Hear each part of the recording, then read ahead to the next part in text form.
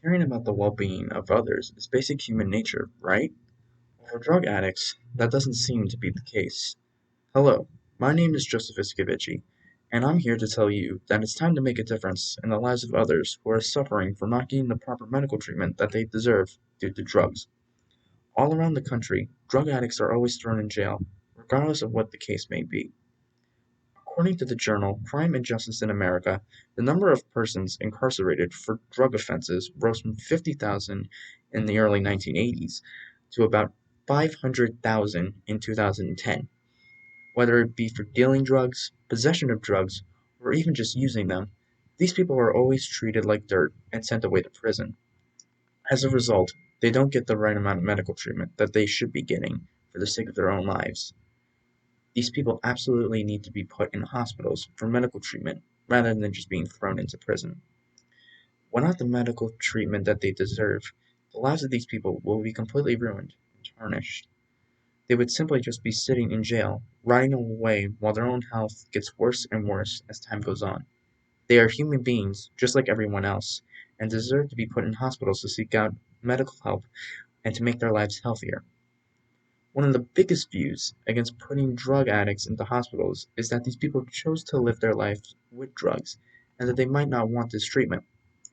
It is true that these people chose this lifestyle and that they may not want to stray away from it. However, if they are just going to be placed in prison, the chance to actually get help and stay in hospitals rather than sitting in a desolate room for long periods of time with that itching feeling for drugs may just be an incentive for them to choose the hospital route. Plus, this can be a type of consequence of sorts for them. Rather than just going to jail, put them in a hospital and get them the medical treatment that they might not have wanted in the first place. Alternatively, if people do not like this method, there's an additional way to keep drug addicts both out of hospitals and prison, a method called the Harm Reduction Program.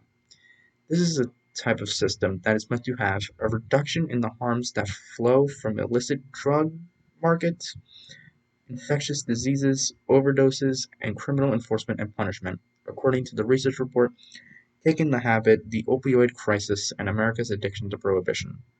Although this method can be really helpful, this is only a reduction method, not a way to get rid of the problem fully. So how does this hospitalization solution get into place? Well, to start things off, instead of sentencing drug addicts to time in prison, their sentences can be times in hospitals for long periods of time or however long they need to in order to become healthy again. They will be left in the hands of medical professionals and will be treated with kindness and respect. Of course, since this would be a form of sentencing due to a criminal act, there could be guards placed around the rooms in order to watch said addicts and make sure that the hospital staff members are safe. If this plan is to be implemented, then all of these addicts could finally start to see a change for the better in their own health and could wind up finally getting rid of their addictions. They can now live better, more healthier lifestyles and really change their way of living life. In addition, there would be a lot less people taking up jail space, leaving more room for the real criminals. Even other countries are starting to make a difference in the lives of addicts. For example, in Germany, people can use a substitution method with methadone and codeine to help with their addictions. According to European addiction research, approximately 50% of those who are said to be drug addicts are actually involved in the substitution treatment. If we can include this type of treatment in the United States, then we might just be able to see some drastic change in these drug addicts and in society itself. Before closing off, let me leave you with one final mark.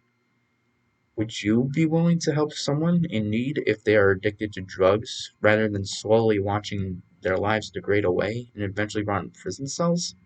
Just remember, these addicts are people too, and maybe we can make their lives better